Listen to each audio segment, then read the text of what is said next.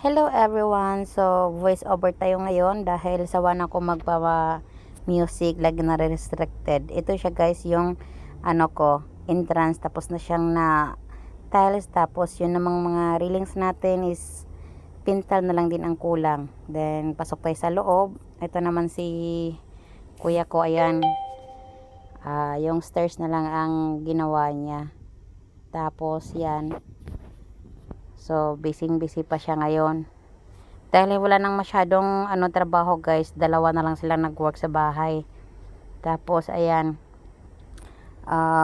Yan lang ang alalay ni kuya ngayon. Tapos, ito namang stairs is kulang na lang rin niya is paint sa railings. Tapos, tiles dyan sa dyan sa yung pinatungan ng pang railings. Kailangan pa ng i-tiles. Tapos, cover sa baba.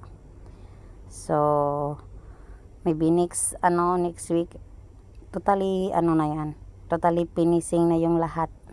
Tapos kulang yan, mga gamit na lang, hintay ako sa pintal niyan, mapintala na siya, siguro maganda na yan tingnan. So yun lang guys, thank you for watching.